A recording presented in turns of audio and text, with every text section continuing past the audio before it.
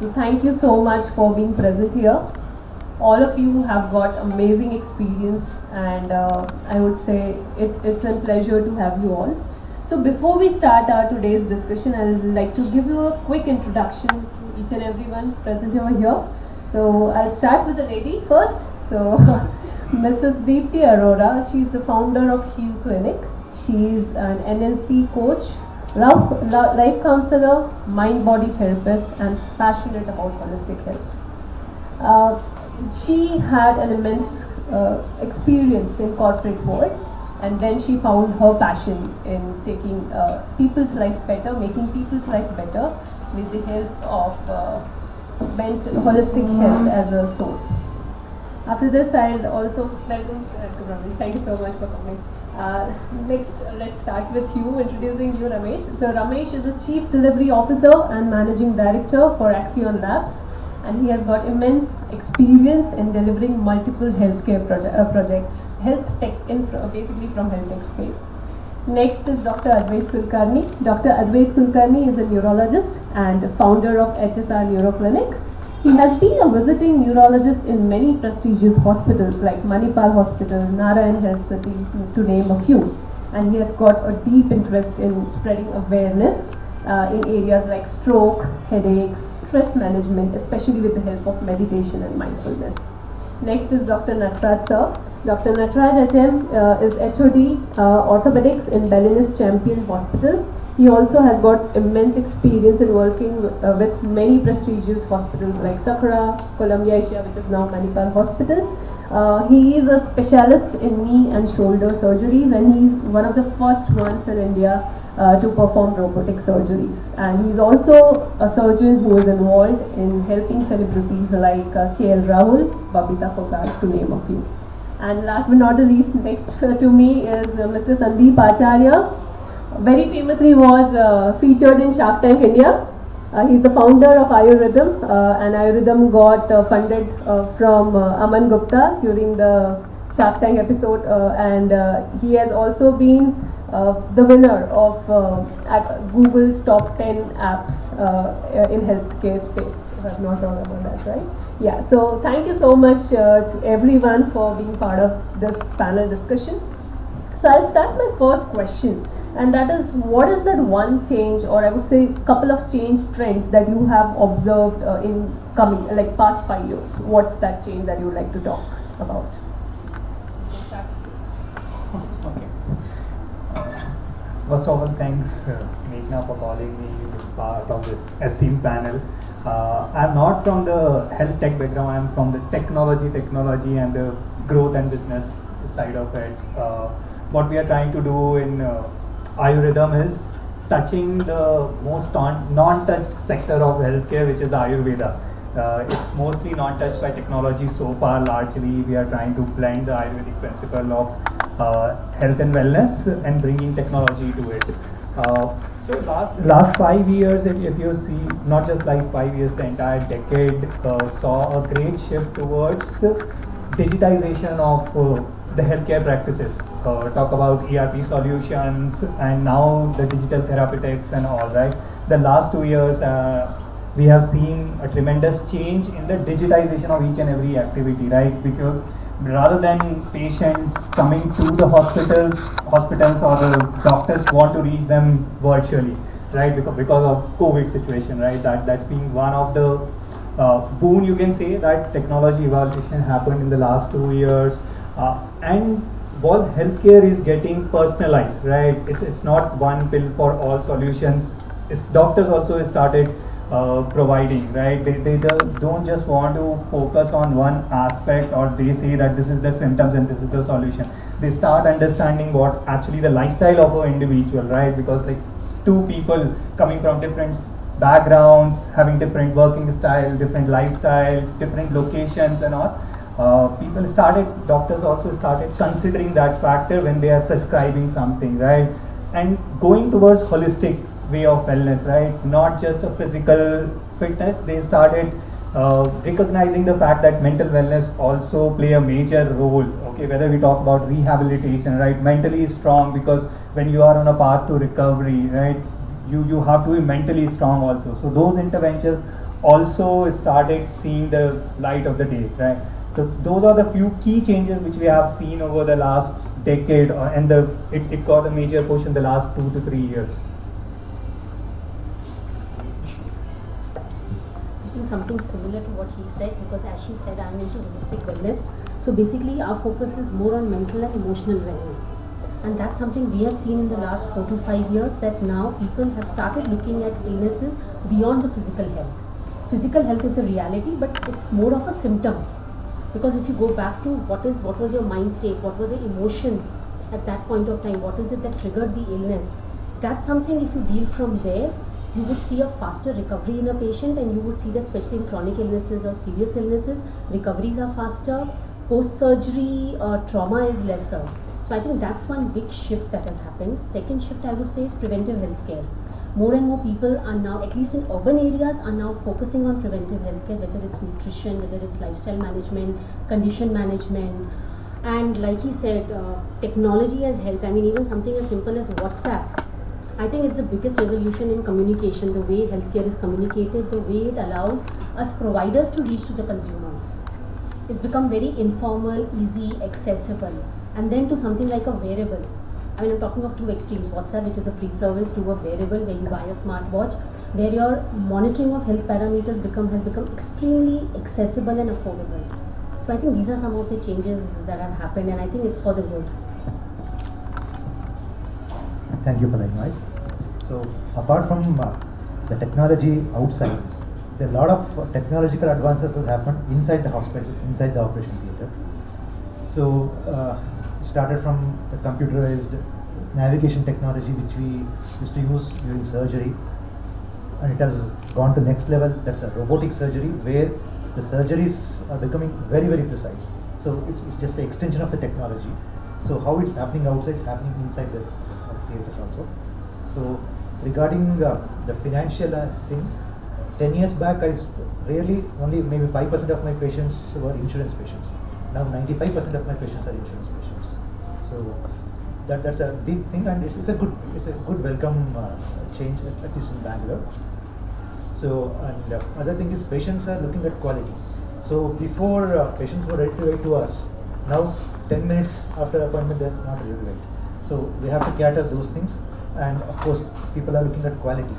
So the quality, the finances is not a problem now. Most of us can afford. So mainly we have to work with the quality, and maybe with something like tech, we have to involve insurances for the better delivery of our treatments. And of course, we should be happy to accept technology, learn technology and use it. Thank you for this opportunity. So being a neurologist, I can say that over the last 5 years we have realized that not many new medicines are coming, and especially the treatment of chronic neurological problems has been a great challenge. If you look at long-standing headaches, long-standing pain syndromes called fibromyalgia, tension headaches, maybe psychological problems, and more we are realizing that what is needed is care beyond medicines. And just medicines cannot help people. So it might be the technology that helps people to understand how to live a life. And it is time to accept that holistic care is the need of time. Previously we used to go to allopathy. Even now when we go to some of allopathic doctors, they say they don't like Ayurveda. We go to Ayurvedic doctors, they don't like allopathy. But it is time to walk hand in hand, not just with allopathy and Ayurveda, but so many pathies, so that we can help the patient. And that's what I advise my patients as well. You have to understand what is the need of time, and then take a decision whether you want to go with only Ayurvedic treatment, only allopathic treatment, or both. So care beyond medicines is the need now. One is for the wearable devices. Everybody is so aware of health and how to take care. And I see a lot of people quitting smoking, reducing drinking, and things like that, which is very, very good. In Axiom, this month is called September. So you count your steps, and there's an internal awareness there. And also, the one thing that is interesting from a tech background that I come from is a lot of data that is available, a lot of AI ML that is getting inside in everybody's head. One, of course, is patient information, tracking patient information, even in India. Right? US, it has been done to an extent, but in India, there's a lot of startups working on collecting patient information, so you don't need to really carry your files from one hospital to the other. So that is one thing, and like what you said, right? Now patients have started choosing the doctors. So there's always the nearby doctor and wait for 3-4 hours. Now we choose, what is his rating? Is he good? How has he done the surgery? And things like that. So, but I still feel that with all these AI ML, a lot of data crunching technology. That one is not working properly. I'm seeing that. I'm seeing that in the next 2-3 years, like how we've seen from COVID to now, a lot of paradigm shifts have happened. Like telemedicine, which is not accepted universally at one point in time.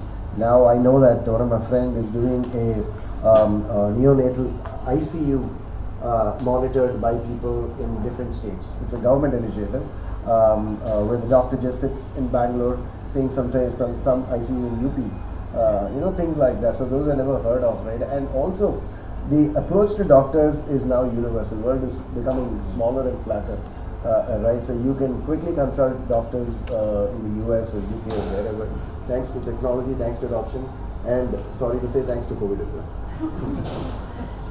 So, Pravesh, if you can just hold on. The next question is again from the tech end, like from your experience and your deliveries that you have given in healthcare space, health tech space basically. What are the possible ways with which tech can disrupt healthcare way more than what it is doing right now? So a couple of interesting things. I'll give you 3 examples that I can think of. But of course, we have a large healthcare practice. Some of the larger customers of ours, UNICEF, WHO, Abbott, Johnson & Johnson. I mean, we do technology for their systems, but health tech per se, some interesting applications that we have done. So there is one startup funded by Coastline Ventures, right? So they we built a patch to them, right, and all the technology around it. The whole point is it sends neurosignals to your brain and it changes your mood. Very, very scary at the face of it. So what you do is you put a patch here and here, and then through your mobile you have 3 or 4 vibes, which is like calm, energize me, relax, sleep, and things like that. And this is being sold in Amazon and things like that. It's a $50 stuff, reasonably well adopted. But last 2 years, an interesting twist that happened. It said that the calming and the relaxing effect actually treats some of the stress-related problems. Now there is research going on to see its applicability in psoriasis. And it's also kind of showing the results there. Of course, there's no treatment for psoriasis per se. So that's an interesting one where you have a gadget you put in, it changes your mind, mood, right? So that is one interesting thing. The second softer aspect that we did was we did a very, very simple, looks very silly as it sounded to me first, is social networking for cancer patients. So it looks very simple. Okay, what's a big deal? You create a Facebook group or something like that. But the kind of emotions that go in, right? We had the opportunity to see what is going on. People bleeding, people, vomiting blood and things like that. But when they hear that, hey, I had the same last month, now I'm feeling better, right? It really, soothes people. And there's a lot of smileys and things like, today I'm feeling nice, all of us, let's jump in. This is a softer aspect. Again, your Instagram and other social network, but tailored for, this type of thing. Third interesting thing is there's always a shortage of doctors' bandwidth. We are working with a hospital in Pittsburgh, where we're doing this for arthritis, where you have, on an average, the doctors can scan or can write reports for about 20 X-rays, for example. Now what we've done is we've kind of automated it, put a lot of AI ML into it to a level of about 90% accuracy. We can say, is this an arthritis? What is the report out of it? and things like that. And thereby, a doctor is able to do close to 100 X-ray scans.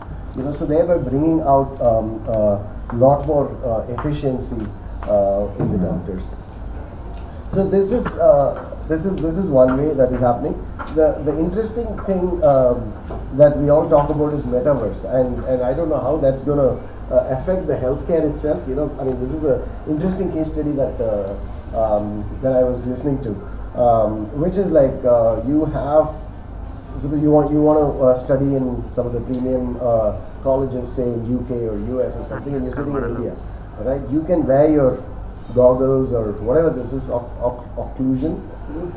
Oculus, right? Oculus. And what happens is you have a dummy body, catalogue, whatever that is, and you perform the surgery in UK.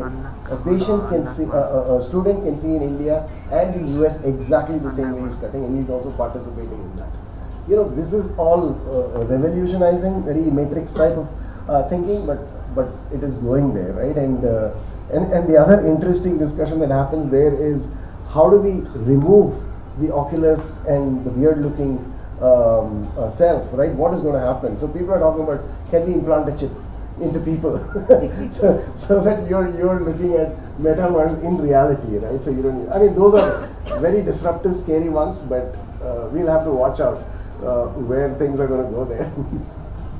So moving to you, Sandeep, if you can share any of your experience or case studies where Ayurveda changed the perspective of a user, which was skeptical, or anything which was like worth sharing with the audience. So I think how we started with is like there is Ayurvedic wellness. When we talk about, they always go to patient manually. They hold your wrist, put 3 fingers on your radial artery and start talking about that. They talk about 3 basic doshas. I'll throw those words like kapha, pitta and vata. So those are the constitutes which make your body, which are like the biomarkers, Ayurvedic biomarkers, which correlates with largely with your mind, body and metabolism. Right? Like every individual have a unique combination of it, right? The way I react to a situation versus Meghna will be different, right? I might be hyper, right? Suddenly a small thing, she could be calm and all, right? It's let it go kind of thing, right? So we all respond to a situation differently. Okay, we all have a different lifestyle in sense, right? Let's say I'm good in singing, right? But somebody could be good in dancing. Maybe I have 2 left legs, right? Kind of. You cannot. Why people do that, right? How it happens? Why somebody is very good in fighting? Why somebody is very good in creative thinking, right? Like the designers and all, you think you give the same work to them, it becomes repetitive for them, right? And they become bored, right? But if say one person, right, who is doing a security job, right, he needs to do the 24/7 day in and day out the same thing. So when we were trying to digitize this aspect, we thought that we will also come up with a band or something which can do the pulse diagnosis and come up with the relation. But again, the same thing, how will we reach to billions of users? Okay, then the phone came into pictures. We said now the phone cameras are evolving, right? The cameras quality is improving and they are getting cheaper. Okay, even a 5,000, 6,000 rupee phone have a fabulous camera, right? Great pictures and all. So we thought we should bring our algorithm not on the wearable because it's a capital intensive, as well as it creates a barrier for a user, right? So I want to reach out to billions of users across the globe. So phone was the best solution for us. So we created our algorithm, tested it, and 3 of us, we are 3 co-founders, none of us from the Ayurvedic background.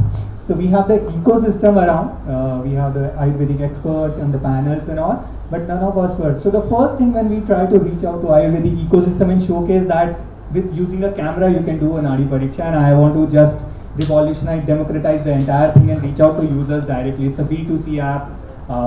We launched it on Play Store and App Store. Then that was the first thing we had to prove to the Ayurvedic ecosystem that this thing can be done. And I'm saying we are not replacing doctors, we are enabling you, right? Because you cannot be there everywhere, right? You don't have, and the another problem with with the problem with the Ayurvedic industry, right? There is no set benchmark, right? The allopathy side, you have so many laws and regulations, right? Ayurvedic side, it's still not there, right? Government is trying to do it and now coming up with so many laws and all, but still it was not there a few years back. So to what you say, bringing technology to those Ayurvedic experts and proving them that what we are showing is as good as what you are predicting, right, was the toughest solution. So then we said, okay, we got few approval, few certification with different bodies within the ecosystem, industry, academics and all. And then we just launched our app, right? And we got good customer love. In terms of, we launched our app in the middle of pandemic. We launched in August 2020, Independence Day, right? And suddenly we started seeing, because again, thanks to COVID, as you say, right? People wanted to see that physical fitness alone cannot help them. We provide a holistic wellness solution. We talk about that mental, you should do meditation, you should do pranayama because of your lung health and everything. And COVID suddenly built that immunity. Lung health is as important as your six packs. So we got a lot of customer love, and then we ventured on Shark Tank India, and suddenly downloads hit the roof. So the adoption as well as the change, people started seeing that, okay, my body type, the kind of suggestion we are giving to one person based on their body balance versus to the another are different. So there is a recommendation engine, as we say, right, AI ML. If then else loop, right? You can, because based on your body balance, this should be the suggestion, and the suggestion changes based on. So if you do an assessment today, okay, let's say last night I drank a lot, okay, and today my sleep pattern got changed, right? So the kind of things, the meditation or the pranayama, the exercise or the food I should eat today should be different from my regular routine, right? So how you do it? So those are the things we built it, and now we are expanding those things. Building a community within the app so that the like-minded people can talk to each other. You create the same kind of, like somebody having a problem, let's say just related to cancer is a touch wood, not many people should need it and all. Okay, but if you want to create a group just within this community itself for the cancer specific, or maybe related to like mental wellness, like I'll not say it's illness, okay, it's mental wellness related thing, you can create your own groups and talk to each other.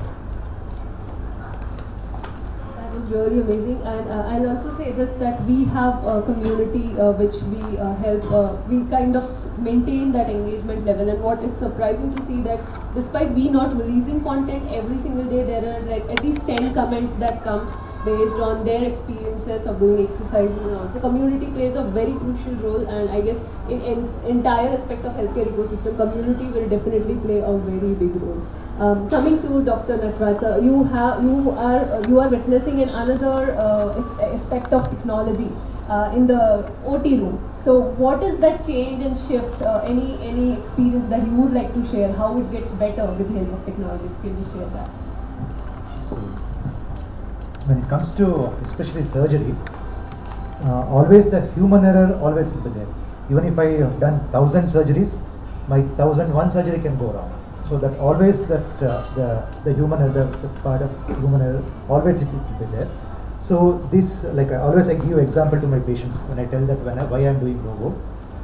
I generally give the basketball, get the best player in the world who can throw the ball, make him shoot 100 times. Let's see the same point, single, let him stand at one point, give him the same ball which he is used to, the same pocket, ask him to pocket it, maybe he might do it 90 times. Get a robo, calculate the angle, give it 1 million times, all 1 million times is going to pocket. So this is what the technology is. So we started with something called as a computer navigation, which used to help us do. Now with the robotics, the robot does. Like I give example of knee replacement.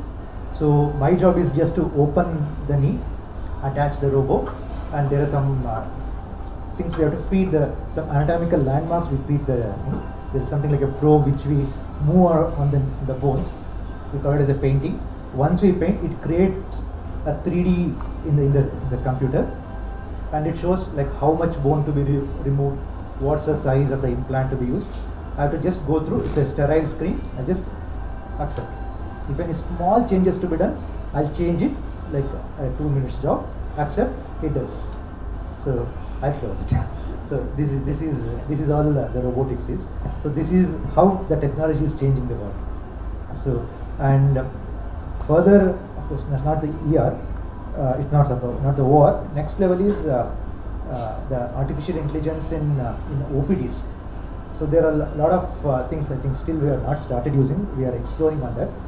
Where I think somebody told about that diagnosis can be done by artificial intelligence. So I think I was reading one article. I don't want to tell about our things about Alzheimer's disease, about neuro. So just the patient talks to the computer. Some questions were asked, answer it. It almost 95% accuracy diagnoses the Alzheimer's disease. So this is the use of AI in the OPD. So both way the technology is helping medical field. The next question is to Dr. Advait. You deal with a lot of neurological cases day in and day out, and these are all chronic conditions. I think patient education and patient adoption is also a very important factor. Sometimes there is a resistance to that. How you cope up with that resistance, and what are the strategies that you would recommend that can help to bring that shift? Yeah, conversation. Rather than just treating their disease, I create a possibility of help for them. I say that your symptom is basically a signal given by your body. You understand the signal and you make changes. So not only you come out of this problem, you prevent further problems. Like, of course, being an allopathic physician, first I have to explain them that you have epilepsy, you will need medicines for so long, at least for 3 years, or somebody gets diagnosed with multiple sclerosis. Make them understand the chronic nature of disease, the current understanding. You might need medicines for 3 to 5 years. This is the current understanding in modern medicine. This is how the medicines are, and these are the side effects. This is how you go. And then whatever I tell you, this is extra now. If you want to take it, it will help you. If you don't want, you can leave. So I tell them about Vata, Pitta and Kapha, and many of the neurological conditions are because of Vata issues. And if they understand that their biological clock, their biological rhythm, what time they sleep, what they eat, when they eat, how much they eat is as important even in serious neurological problems. And of course there has been a very good acceptance from the community, and I would be very happy to say that many of my chronic patients like fibromyalgia, tension headaches, chronic migraines, they completely get cured rather than taking medicines for years together. So I think access is to have an open conversation and take a stand for their future rather than just giving medications. Deepti, if you can share your experience of alternative therapies and mental health as a very important aspect of health industry right now, how that shift that you are observing. So a lot of the issues that we faced were, as Sandeep said, adoption, not just from the demand, let's say the customer side, but from a therapist side, for them to understand that they don't need to work in silos, but we can be a collaborative platform where we can help each other. And then with COVID, kind of pushing them to move online was way out of their comfort zone, which took us a lot of effort. I'm sure it's something that he's also faced, just to get them to saying that, okay, what you're doing face to face can be done online. It's just a question of developing a framework against your therapies. Majorly what we do at Heal Clinic is more like what Dr. Advait said, we go into emotional. So he spoke about lifestyle, your sleep patterns, your diet. We go a step further, where we say, let's say if you've got fibromyalgia, or you've got diabetes, you've got thyroid, or you've got an orthopedic problem, that there are certain triggers in your life that have led to it, which could be emotional. Sometimes it could also be certain patterns which are coming from your genetic or your DNA. So we have therapists who are trained in identifying those trigger points. So these become very, very personal conversations. So let's say if two people come to us with thyroid. Yes, thyroxine helps you to maintain your TSH and your T3 and T4, but if you have to really look at what is causing thyroid, most probably the cause for both the people will be very different. I mean, if I have to go in a little bit more detail, thyroid is generally to do with your throat chakra. And which means it could be, when we say it could be a communication issue, communication doesn't mean like you don't know how to talk. It could be you have an issue with an authority figure. You're working in an organization, you are unable to speak in front of your managers. You could have an authority issue at home with your parents, with your in-laws, with everything. I'll give you a personal example. I had thyroid. I was a caretaker to someone. When I got diagnosed with thyroid, I was on thyroxine. But when I started into these therapies, the reason that came out is because being a caretaker, changing my entire lifestyle, led me to a feeling of being suffocating and stuck. So when we dealt with that, it's been 5 years, I'm not on thyroxine anymore. So we deal at that level, and for that, having convincing customers that, yes, there are treatments, but along with that, so what we do is it's supportive. If she does physical rehab, I look at myself as doing emotional and mental rehab. And I think it's something very important that as a whole healthcare ecosystem, we need to adopt not just as an optional thing, but for it to become a part of mainstream healthcare. Because if we can all work together, let's say medical doctors, Ayurveda, healing therapies, I think we can create very, very powerful, innovative solutions for customers. And something that I totally agree with him, we have to change the way we discuss healthcare. It's very, very fear-based right now. The lexicons, the phrases, the advertisements, the way we talk about it, it has to move from fear to wellness plans. That's one of my visions, is to change how we talk and how we look at healthcare. Absolutely. So now this last question is for every one of you. What are the 3 steps we can take to build the culture of collaboration in healthcare ecosystem, according to you? I think the first thing is, like, as you have done this, it's an amazing platform for people like us from different stakeholders of healthcare to come together and talk about what's available. If we can all have that, keep our egos aside and say that, okay, this is how I work, this is how I work, and start questioning each other, start looking at more ways of collaborating with each other. I think that's a good first step to go. Secondly, I think someone mentioned here is that we need to look at rehab and supportive healthcare to become part of mainstream healthcare, which means that, let's say, from the time I get diagnosed with an illness, if I can have the options with me, that not just the medical treatment or the medicines, but I have other options also available with me. And not as an end of treatment, like a treatment khatam ho gaya hai, ab let me look at a physio or let me look at emotional healthcare. No, from the time I get diagnosed, if I can have those options and start it as a parallel. And I think to support that, something that Meghna covered in her presentation, insurance. Right now, insurance doesn't cover supportive healthcare. It doesn't cover whether it's Ayurveda, whether it is healing therapies, whether it's physiotherapy. If we can have that as part of insurance claims, I think that will go a very, very long way in increased collaborations and seeing better wellness in this world.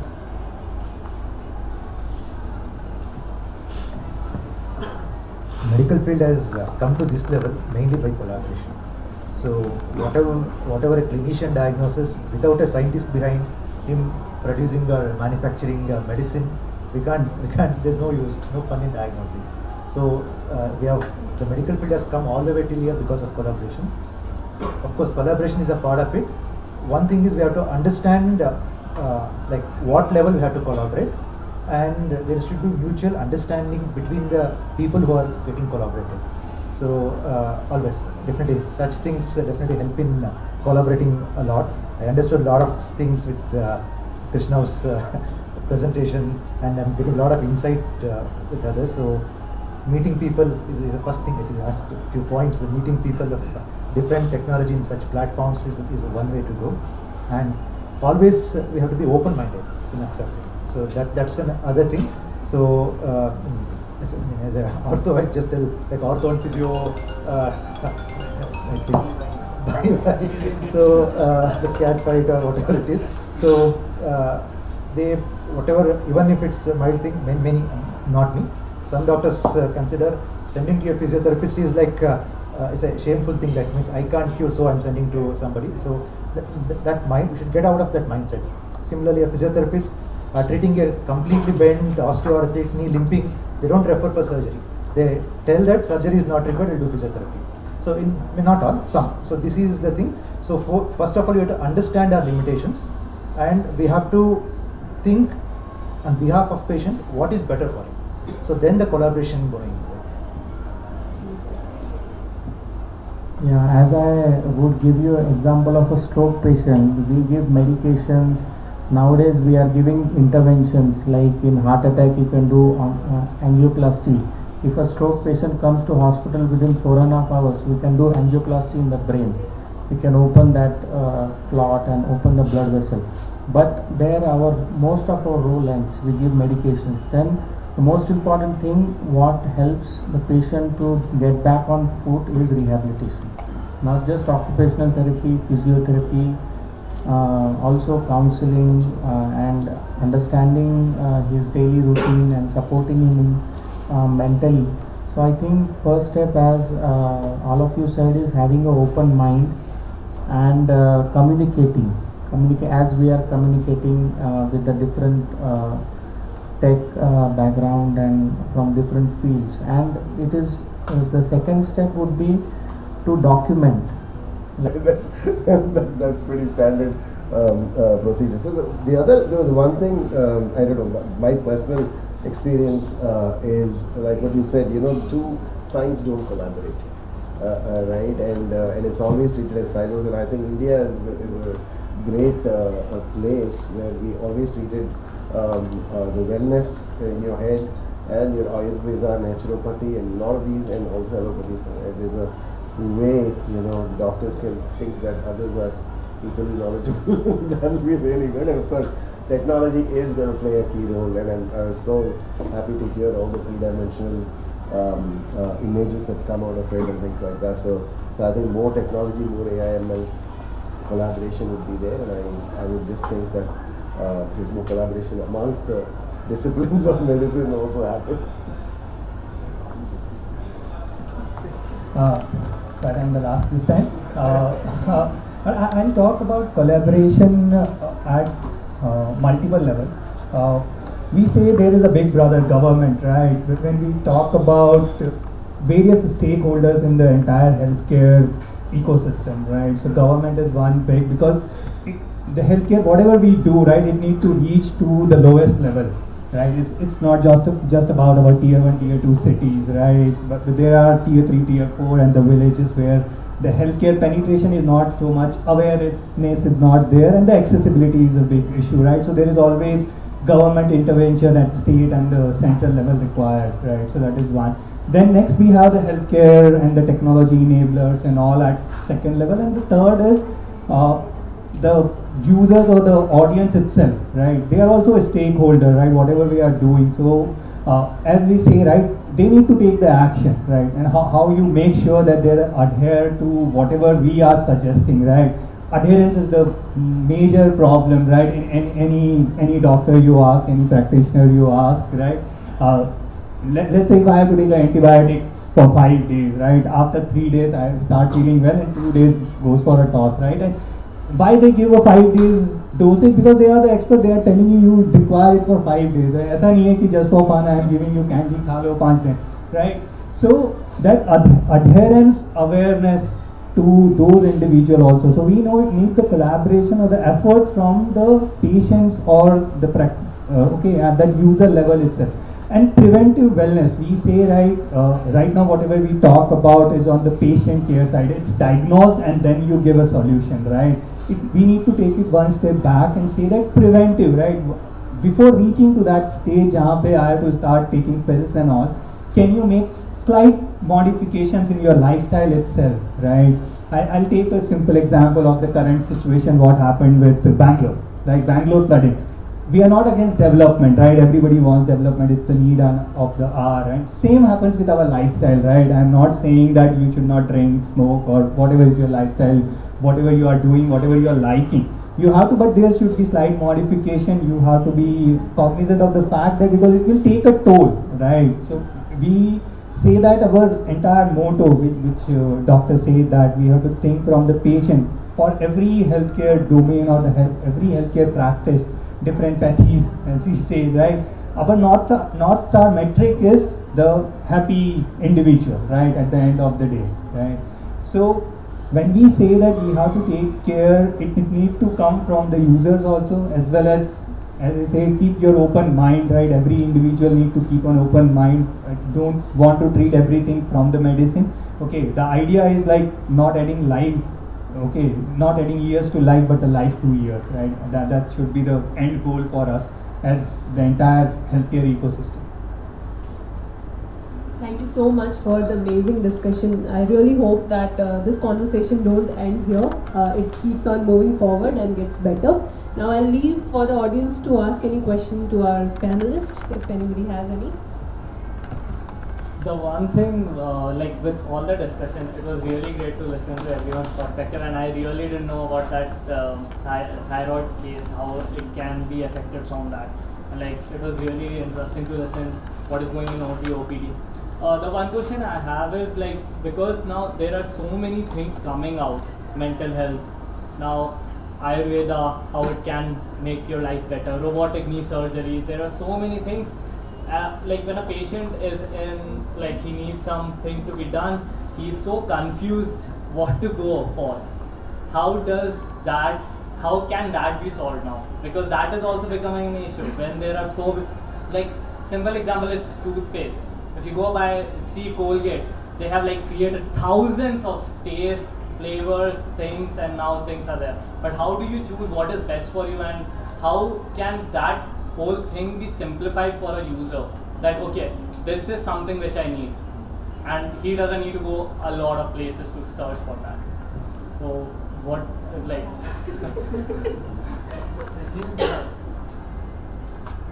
I think the answer is experience and decide. Right? Unless you go to a doctor, you don't know whether he is fit for you or no. First is you have to experience and try. Second is you have to develop your own wisdom. The whole Ayurveda itself means Ayur is experiential knowledge. Ayur is life and Veda is experiential knowledge. So you do something and what difference it makes. Like suppose for a week I sleep at 2 o'clock. So how I feel that those days, and for a week I sleep by 10 o'clock. How I feel the next day. So your own body experience will teach you. I point to it. Of course, at the user level, when it comes to something like in the healthcare, it's very difficult to make out. As a patient, and as an ortho, I'll give something, somebody has a knee pain, whether to go to orthopedic doctor or a physiotherapist or a general physician, always it's an enigma in his mind. So best thing is, as doctors, we have to guide them to the right place. So I feel that's a way to go in medical. That's why I think that currently the healthcare ecosystem works in an assembly line kind of a thing, like all of us are working individually. Somewhere we have to move the model to a circular model where, let's say, the patient is at the center. So if services like what, let's say I would put it, all three of us are into rehab services. We are the allied services to main healthcare ecosystem. So if we become part of mainstream, which means that if someone comes to him, they have the options with them where they say that yes, these are the medications, they do the diagnosis and this is what needs to be done, surgery needs to be done. After this, you have these options with you. Because currently those options are not there, and as you said, the patient has to go and search on Google. And maybe he'll come across a Sandeep or a Meghna or a Deepti. But not always. But if we were more collaborative and the options were available at the healthcare centers itself, and for that technology is like, I look at it as a thread. Like he should be sitting in the center here. Technology is an enabler for collaboration between all of us. And that's the key to it. And then again, at the end of the day, it is patient experiences, what works for you. For some people, Ayurveda works. For some people, physiotherapy works. Because each body, each individual is made differently. So people have to start becoming aware and somewhere start listening to themselves, because our body talks to us. I think that's something which is missing in today's world, where we have stopped listening to, because there's so much of noise outside. So if all of us spent even 10-15 minutes every day just sitting quietly and start building a relationship with our body, with our emotions, that will go a long way in you realizing what works for you. So. And I can understand his problem. I'll share one small experience. During COVID, one of my dad's very close friend's wife had a severe back pain. And they went to a doctor in Pune, they advised surgery. They were terrified. It was only 10-15 days of back pain. So that time physiotherapy was also not accessible because of COVID. And she was in severe pain. I just told her, you take sesame oil, massage it gently, make it warm and massage. It was a very simple thing. And the pain went away in 8 days. and they were like shocked. Somebody told surgery and you said it's just application of oil help. So two things happen. One is by application of oil it helps, and one is the pain itself takes time to subside. So of course a good guidance is also necessary. So I can understand your fear, because even when I go to doctors I have that fear, what guidance I will get. And if we are open to refer to holistic people and look at us as a team, then it's always good for the patient. I'd like to add one more point here, and that is about health literacy and content. The way financial literacy is growing very well, and people are focusing more on improving financial literacy of people, but very rarely there is a focus on improving the health literacy. There are so many people who don't understand the basic meaning of what do artery and vein means, right? What is the difference between them? So when there are many patients who come and there's like, मेरे nerves में problem है, but actually the problem is not in the nerve, it's the muscle. So that is the basic core where the education should start, and it can start from education system itself. So that is one way. And the second way is content. There are very few creators or say few content which is focusing on raising awareness and educating people about a condition and what are the consequences of those conditions and how holistic health can help. So there's a very crucial role which can be played by that area. Like if we can create more content around raising awareness, that can play a very crucial role, and we are the live example of that. We are seeing it every single day. I think as patient expectations of the healthcare providers have increased, it's time the patients also start putting in that effort to understand what's happening with them. It cannot be a one-way. It cannot be a one-way street.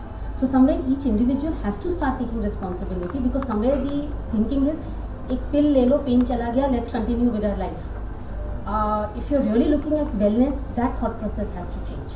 And the point she added, Meghna added, that about the school system and the college system, I think so that's a very good point. Like if really my college or any of our school, they provide us that okay, this time we'll go to a physical rehab place, we'll see how the technology is helping people. If you're doing an engineering, you have a mechanical background and you want to see what healthcare is affecting, if you can see it in real time, it will be really nice. But robotic knee surgery live, if an engineering student can also see, not just a medical student, that will be a great way to understand. As you said, right, there is a macro stakeholder which is the government. So the big change has to happen from there, where we are looking at stakeholders very limitedly, but now let's say the education department, the insurance companies, all of them need to become stakeholders too. Yeah, for sure.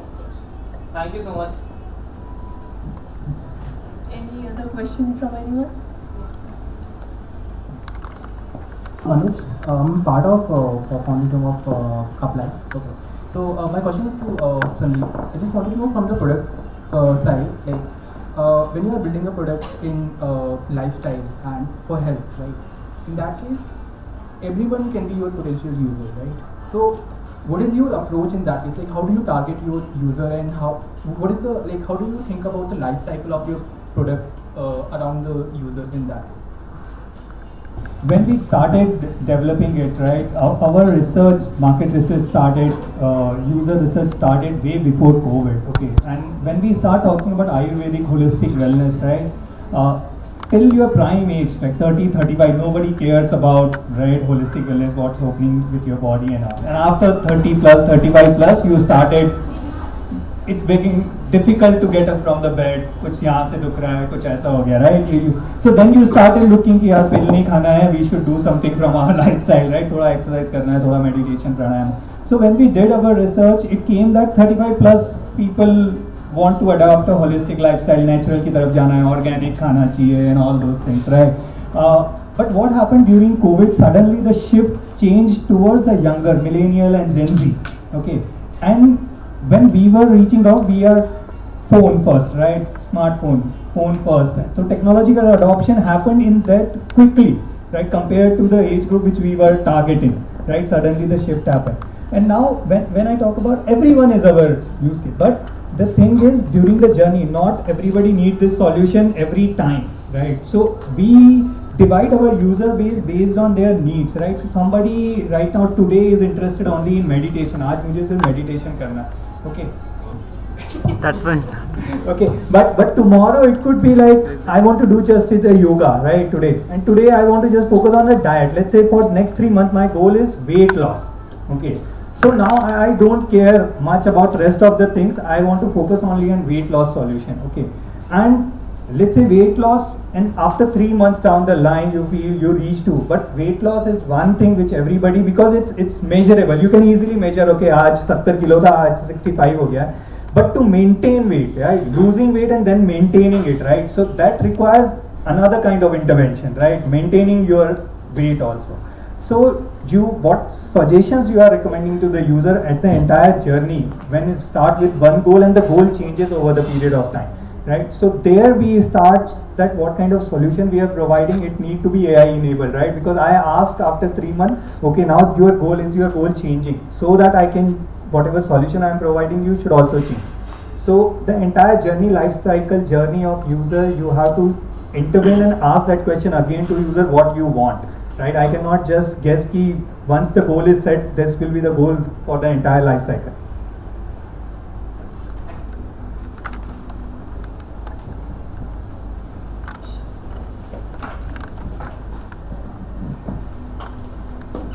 It's a very interesting talk. I have a question for all of you guys, which is a lot of the healthcare decision making workflows have been created in the pre-AI or maybe pre-COVID times. Right? So let's say we are building something for India, for the Indian population, where AI can make some decision making better. But the approval process for getting AI into that workflow, it still seems either very long or it's defined, say, by a US body, and then we have to wait for it to come down to India. So do you guys have any thoughts on, like especially Dr. Nataraj, when you said robotic surgery and so on, so was there a like approval process that was defined within the hospital or something to enable this kind of intervention to happen?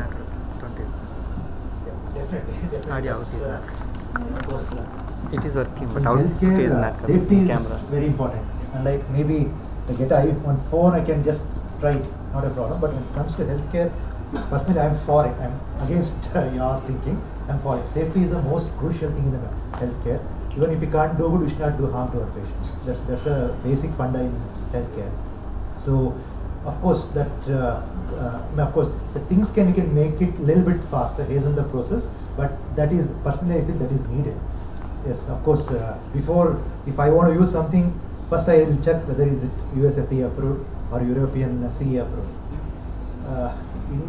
Usually, when that is approved, automatically Indian bodies would approve. It's rarely other way around. First approval from India going out is very much uncommon. So I feel that is needed. But yes, of course, it's a long time consuming thing. But definitely, it's always good to, of course, when it comes to COVID, vaccines came out just like that. So that's a different thing. A normal vaccine to come into market takes 5 to 10 years. A lot of studies, short-term, long-term data, all that is required. Of course, that comes to medicines, medical thing. When it comes to technology, like as I'm talking, specifically asked about robot, I can't take a robot and put on a patient without all the certifications. So that is required. Maybe something like a AI to try in OPD, those things we can hasten and we can do it. And one controversial and unfortunate thing is it's very much money driven. So even if it is useful for the patient, but it's not giving you a whole lot of money to people, it won't get approved. Like for migraine, one monoclonal antibody has come. Like these are very toxic antibodies, like 30,000 rupees per injection, which we use in rheumatoid arthritis or cancers and all that. One such monoclonal antibody is approved by US FDA in migraine. So that's, as a individual, it is very disturbing for me, because a disease which has to be corrected through lifestyle, if you are suppressing by so costly injections and a monthly injection and promoting it, so that's one unfortunate thing. And for the healthcare top-notch people, those who are corporates, for them it's still just a, I don't want to say this, but it's a business. So it may take a lot of time. I'm a live example. Because of an experience like this is the reason Heal Clinic was started. Because when I said I was a caretaker, it is an autoimmune disorder where biological agent Remicade, 44,000 rupees for a small 100 mg vial. And even if the patient needed 50 mg and we said fine, we are paying for it, store it and use it, or have the patient come on the same day, the hospital threw that medicine in the sink saying we will not use it or we will not share it with people. And seeing this whole thing was what motivated me to start experimenting with other therapies to see what is there, what are the root causes. So the whole system needs to change at a level, and that's why I say that the conversations in it, around healthcare needs to change. It needs to become more about wellness so that we don't reach that stage where we are forced to do things like this. So, I mean, from our side, because approvals and all will take a long time, the FDA, all your NHSs, FDAs in India, everything are not going to change overnight. But what we can do at an individual levels are things that we should be looking at. So it's time for us to focus on our wellness. I would like to talk from a rehab standpoint. Like, I would still believe that the stake of safety level is very low when it comes. I won't say very low, but it's comparatively low in the rehab situation scenario, because the patient has kind of already gone through the procedures and processes. So there is a lot of possibility where AI can play a very crucial role. And from a regulation standpoint, there are not many, at least in India as of now. So a lot can be done, definitely.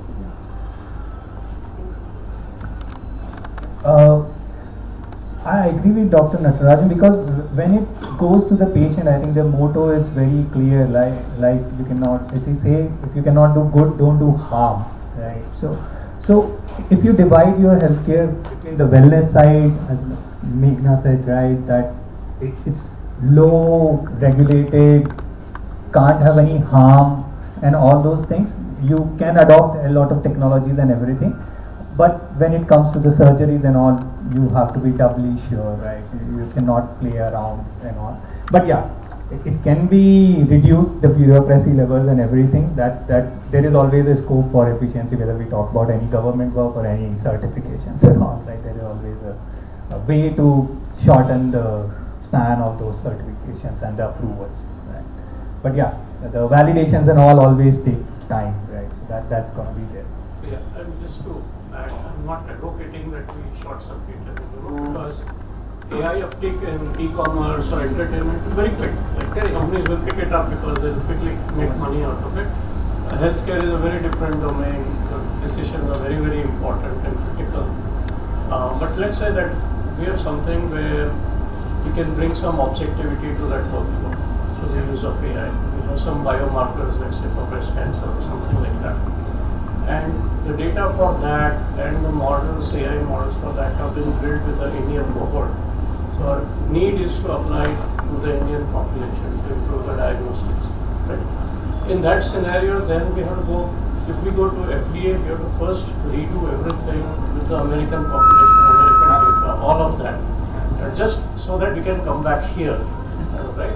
So my question is more around that, is there sort of an Indian FDA where the government and top decision making can get involved to help just do things for the Indian population? There are so many cancers which are actually very, very prevalent, the oral and the breast cancer, which are kind of epidemic. But if we have to do any kind of AI based, even helping the decision making, not even intervention, if we have to go to FDA and come back, it is a very, very long cycle. Completely agree. I think doctor can say that which are the bodies and the government need to step up.